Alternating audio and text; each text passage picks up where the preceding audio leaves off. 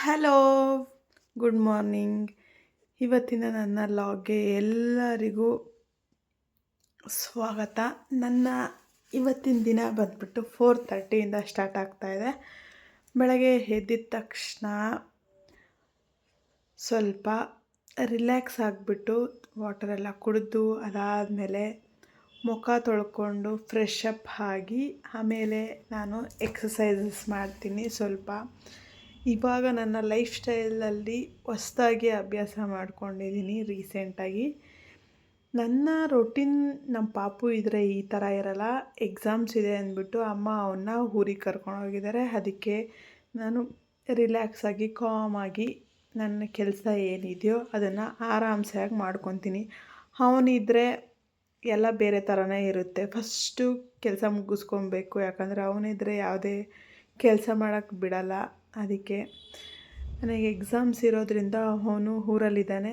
So that ನನಗೆ ಸ್ವಲ್ಪ ಆರಾಮು.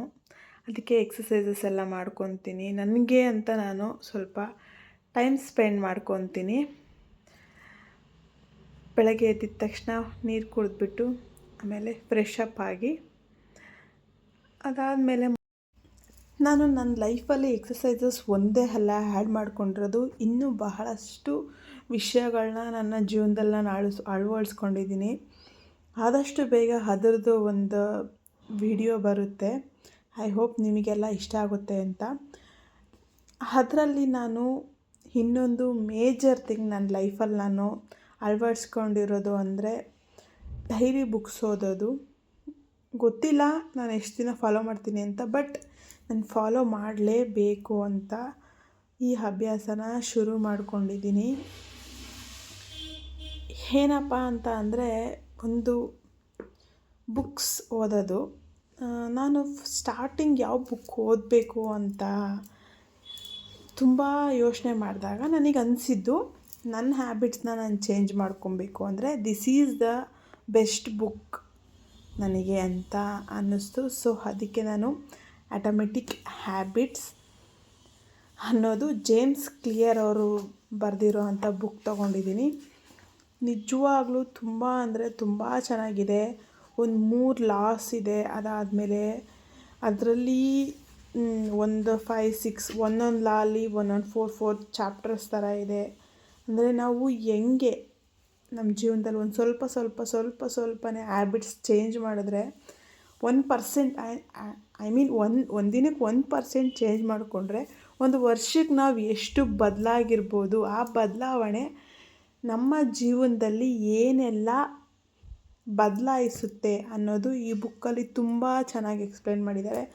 ಫಸ್ಟ್ ಬಂದುಬಿಟ್ಟು ಅವ್ರ ಬಗ್ಗೆ ಇಂಟ್ರಡಕ್ಷನ್ ಇರುತ್ತೆ. ಅದಾದಮೇಲೆ ಯಾವ ಥರ ಒಳ್ಳೆ ಹ್ಯಾಬಿಟ್ಸ್ ಆಗಿರ್ಬೋದು ಅಥವಾ ಬೇರೆ ಥಿಂಗ್ಸ್ ಆಗಿರ್ಬೋದು ಯಾವ ಥರ ಅಡಾಪ್ಟ್ ಮಾಡ್ಕೊಬೇಕು ನಮ್ಮ ಲೈಫಲ್ಲಿ ಅನ್ನೋದನ್ನ ಬಹಳ ಚೆನ್ನಾಗಿ ತುಂಬ ಚೆನ್ನಾಗಿ ಎಕ್ಸ್ಪ್ಲೇನ್ ಮಾಡಿದ್ದಾರೆ. I think this is the best book to everyone. ನೀವೇನಾದರೂ ನಿಮ್ಮ ಜೀವನದಲ್ಲಿ ಏನಾದರೂ ನಾನು ಹೊಸ್ದಾಗೆ ಟ್ರೈ ಮಾಡಬೇಕು ಅಥವಾ ಏನಾದರೂ ಮೋಟಿವೇಶನ್ ಬೇಕು ಅಂತ ಅಂದರೆ you go through this book. ಅದಾದಮೇಲೆ ನಾನಿಲ್ಲಿ ಸ್ವಲ್ಪ ಅಕೌಂಟ್ಸ್ ಪ್ರಾಕ್ಟೀಸ್ ಮಾಡ್ತಾಯಿದ್ದೀನಿ. ಯಾಕಂದರೆ ನಾನು ಆವಾಗಲೇ ಹೇಳಿದೆ ನನಗೆ ಇನ್ನೊಂದು ವೀಕ್ ಇದೆ ಎಕ್ಸಾಮ್ಸಿಗೆ. ಅದಕ್ಕೆ ನಾನು ಎಕ್ಸಾಮ್ಸ್ಗೆ ಪ್ರಿಪೇರ್ ಆಗ್ತಾಯಿದ್ದೀನಿ. ಆಮೇಲೆ ಇಲ್ಲಿ ನಾನು ನನ್ನ ಬೆಳಗ್ಗೆ ಬ್ರೇಕ್ಫಾಸ್ಟ್ ಆಗಿರ್ಬೋದು ಅಥವಾ ಮಾರ್ನಿಂಗ್ ಡ್ರಿಂಕ್ ಆಗಿರ್ಬೋದು ಎಲ್ಲನೂ ಪ್ರಿಪೇರ್ ಮಾಡ್ಕೊಳ್ಳೋಣ ಅಂತ ಬಂದಿದ್ದೀನಿ ಕಿಚನ್ಗೆ. ನಾನು ರಾತ್ರಿಯೇ ಬಾರ್ಲೆ ಅಂತಾರಲ್ಲ ಅದನ್ನು ನೆನೆಸಿಟ್ಟಿದ್ದೆ ಚೆನ್ನಾಗಿ ತೊಳೆದ್ಬಿಟ್ಟು. ಇವಾಗ ಅದರದ್ದು ವಾಟರ್ ತೊಗೊತಾ ಇದ್ದೀನಿ. ಅದನ್ನು ಚೆನ್ನಾಗಿ ಮೀಡಿಯಮ್ ಫ್ಲೇಮಲ್ಲಿ ಒಂದು 5 ಮಿನಿಟ್ಸ್ ಚೆನ್ನಾಗಿ ಕುದಿಸ್ಕೊಂಡು ಉಗುರು ಬೆಚ್ಚ ಅಂದರೆ ತೀರಾ ಫುಲ್ ಆರೋಕ್ಕೂ ಬಿಡ್ದಂಗೆ ಕಾಫಿ ಕುಡಿತೀವಲ್ಲ ಆ ಥರ ಸಿಪ್ ಬೈ ಸಿಪ್ಪು ತೊಗೊಂಡಿದ್ದೀನಿ. ಅದಾದಮೇಲೆ ಅದರಿಂದನೇ ನಾನು ಒಂದು ಸ್ಮೂತಿ ಮಾಡ್ಕೊತಾ ಇದ್ದೀನಿ. ಆ ಸ್ಮೂತಿಗೆ ಸ್ವಲ್ಪ ಬಾರ್ಲೆ, ಅದಾದಮೇಲೆ ಪೀನಟ್ ಬಟರು, ಆಮೇಲೆ ಜೇನುತುಪ್ಪ ಮತ್ತು 2 ಡೇಟ್ಸು, ಪಾರ್ಲೆ ಎಲ್ಲ ಹಾಕ್ಕೊಂಡು ಅದನ್ನು ಚೆನ್ನಾಗಿ ಗ್ರೈಂಡ್ ಮಾಡಿಕೊಂಡು ಅದಕ್ಕೆ ನಾನು ಸ್ವಲ್ಪ ಸನ್ಫ್ಲವರ್ ಸೀಡ್ಸು ಮತ್ತು ಪಂಪ್ಕಿನ್ ಸೀಡ್ಸ್ ಹಾಕ್ಬಿಟ್ಟು ನಾನು ಇಲ್ಲಿ ತೊಗೊತಾ ಇದ್ದೀನಿ. ಇದು ನನ್ನ ಬ್ರೇಕ್ಫಾಸ್ಟಿಗೆ ನಾನು ತೊಗೊಂಡಿರೋದು. ಮತ್ತು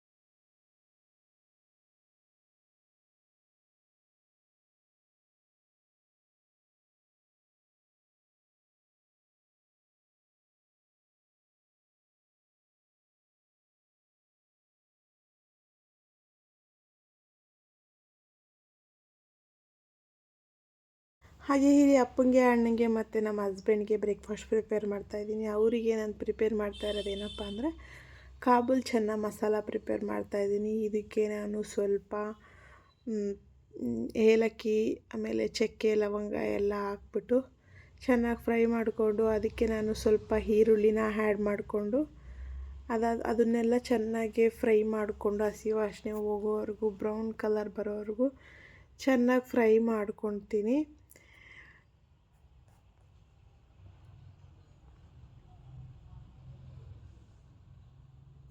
ಅದಾದಮೇಲೆ ಇದಕ್ಕೆ ನಾನು ಒಂದು 2 ಟೊಮೊಟೊನ ಆ್ಯಡ್ ಮಾಡ್ಕೊತೀನಿ. ಟೊಮೊಟೊನ ಆ್ಯಡ್ ಮಾಡಿಕೊಂಡು ಚೆನ್ನಾಗಿ ಫ್ರೈ ಮಾಡ್ಕೊತೀನಿ. ಆ್ಯಕ್ಚುಲಿ ಶುಂಠಿ ಬೆಳ್ಳುಳ್ಳಿ ಪೇಸ್ಟ್ ಹಾಕ್ಕೊಬೇಕು ಫಸ್ಟು. ಅದ್ರದ್ದು ವಿಡಿಯೋ ಕ್ಲಿಪ್ಪಿಂಗ್ ಮಿಸ್ ಆಗಿದೆ. ನೀವು ಶುಂಠಿ ಬೆಳ್ಳುಳ್ಳಿ ಪೇಸ್ಟ್ನು ಆ್ಯಡ್ ಮಾಡ್ಕೊಬೋದು. ಅದಾದಮೇಲೆ ನಾನು ಮೊದಲೇ ಬೇಯಿಸಿಟ್ಕೊಂಡಿದ್ದೀನಿ. ಕುಕ್ಕರಲ್ಲಿ ಒಂದು ವಿಷಲ್ ತೆಗ್ದಿಟ್ಕೊಂಡಿದ್ದೀನಿ.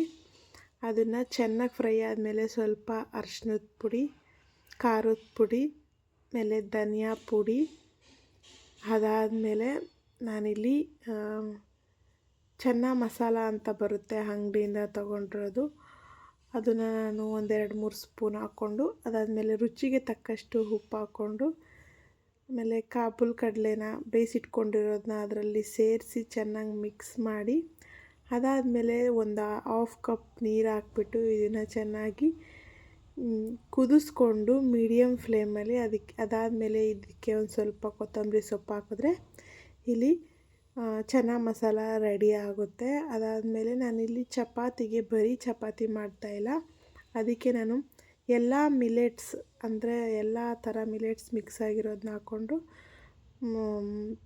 ಮತ್ತು ಅಂಗಡಿ ಗೋಧಿ ಹಿಟ್ಟನ್ನು ತಗೊಂಡು ಮಾಡ್ಕೊಂಡಿದ್ದೀನಿ. ಅದಾದಮೇಲೆ ಊರಿಂದ ಹಪ್ಪ, ಬೇಳೆ ಮತ್ತು ಕಡಲೆ ಸೊಪ್ಪು ಅಂತಾರೆ ಅದು, ಮತ್ತು ಅವರೆಕಾಯಿ, ಪಪ್ಪಾಯ ಹಣ್ಣು ಎಲ್ಲ ತೊಗೊಂಬಂದಿದ್ರು. ಇಲ್ಲಿ ನಾನು ಬೇಳೆನ ಒಂದು ಸ್ಟೋರೇಜ್ ಬಾಕ್ಸಲ್ಲಿ ತೆಗೆದಿಟ್ಕೊತಾ ಇದ್ದೀನಿ. ಅದಾದಮೇಲೆ ಇವತ್ತು ಮತ್ತೆ ನಿಮಗೆ ಮಧ್ಯಾಹ್ನದ್ದು ಒಂದು ರೆಸಿಪಿ ತೋರಿಸ್ತಾ ಇದ್ದೀನಿ. ಏನಪ್ಪ ಅಂತ ಅಂದರೆ ಕಡಲೆ ಸೊಪ್ಪಿನ ಪಲ್ಯ, ಅವರೆಕಾಯಿ ಮತ್ತು ಕಡಲೆ ಸೊಪ್ಪು ಹಾಕ್ಬಿಟ್ಟು ಒಂದು ಪಲ್ಯ ಮಾಡೋದು ಒಂದು ರೆಸಿಪಿ ತೋರಿಸ್ತಾ ಇದ್ದೀನಿ. ನಿಮಗೆ ಇಷ್ಟ ಆದರೆ ನೀವು ಮನೇಲಿ ಟ್ರೈ ಮಾಡ್ಬೋದು.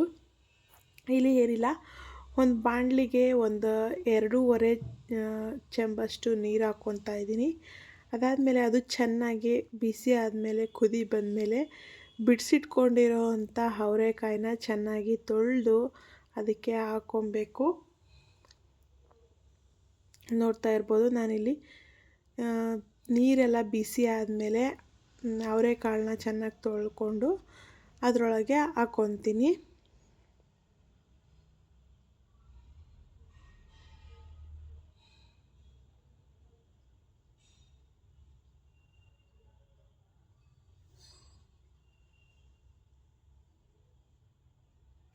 ಅದಾದಮೇಲೆ ಇಲ್ಲಿ ನಾನು ಕಡಲೆ ಸೊಪ್ಪನ್ನ ತೊಳೆದು ಇಟ್ಕೊತಾ ಇದ್ದೀನಿ.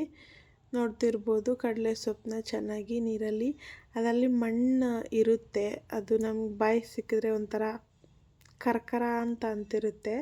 ಅದನ್ನು ಚೆನ್ನಾಗಿ ತೊಳ್ಕೊಂಡು ಮತ್ತು ಔಷಧಿ ಎಲ್ಲ ಹೊಡೆದಿರ್ತಾರೆ, ಅದು ತೋಟದಿಂದ ಫ್ರೆಶ್ಶಾಗಿ ಕಿತ್ಕೊಂಡ್ಬಂದಿರೋದು ಇದೆರಡೂ.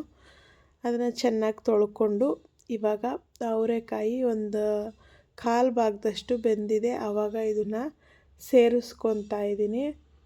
ಸೇರಿಸ್ಕೊಂಬಿಟ್ಟು ಇದಕ್ಕೆ ನಾನು ಸ್ವಲ್ಪ ರುಚಿಗೆ ತಕ್ಕಷ್ಟು ಉಪ್ಪನ್ನ ಕೂಡ ಹಾಕ್ಕೊತಾ ಇದ್ದೀನಿ. ನಿಮ್ಮ ಟೇಸ್ಟ್ ನೋಡಿಕೊಂಡು ನೀವು ಉಪ್ಪು ಹಾಕ್ಕೊಬೋದು. ಅದಾದಮೇಲೆ ಚೆನ್ನಾಗಿ ಮಿಕ್ಸ್ ಮಾಡಿ ಇದು ಸ್ವಲ್ಪ ಒಂದು ಅರ್ಧ ಬೆಂದ ಮೇಲೆ ನಾನು ಇದಕ್ಕೆ 1-2 ಟೊಮೊಟೊ ಹಾಕ್ಕೊತಾ ಇದ್ದೀನಿ. ಅದಾದಮೇಲೆ ಇದು ಇವಾಗ ಚೆನ್ನಾಗಿ ಬೆಂದಿದೆ.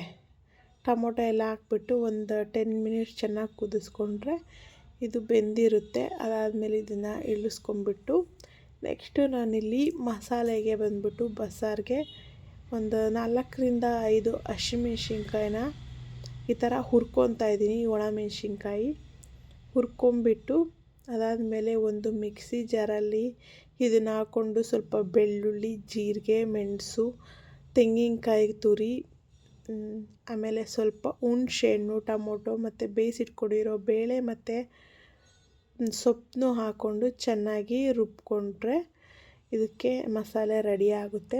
ಅದಾದಮೇಲೆ ಇವಾಗ ಒಗ್ಗರಣೆ ಕೊಡಬೇಕು ಮಸಾಲೆಗೆ.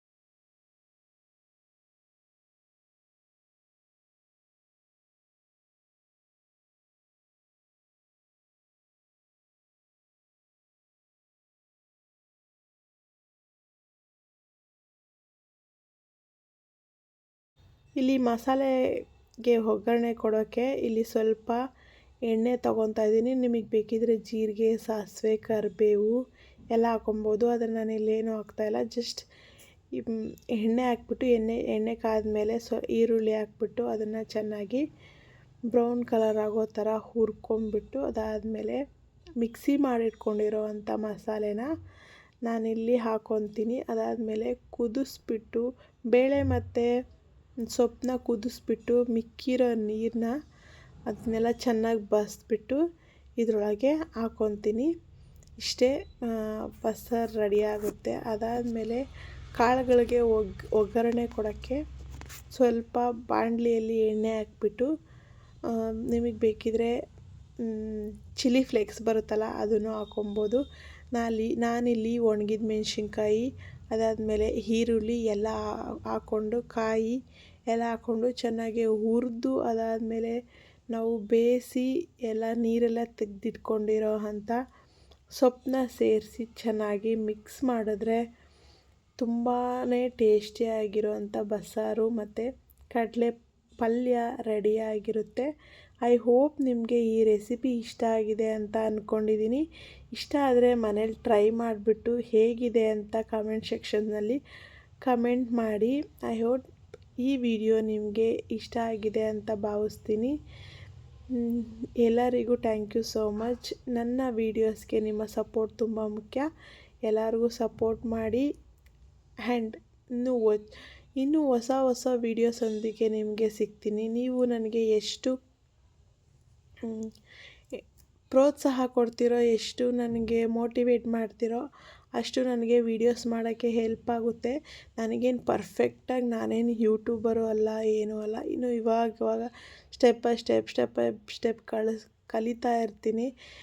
ನೀವು ನಾನೇನಾದರೂ ಮಿಸ್ಟೇಕ್ ಮಾಡಿದ್ರೆ ದಯವಿಟ್ಟು ಕಮೆಂಟ್ಸ್ ಮೂಲಕ ತಿಳಿಸಿ. ನಾನಿನ್ನು ಏನು ಇಂಪ್ರೂವ್ ಮಾಡ್ಕೊಬೇಕು ಹೇಗೆ ಅಂತ.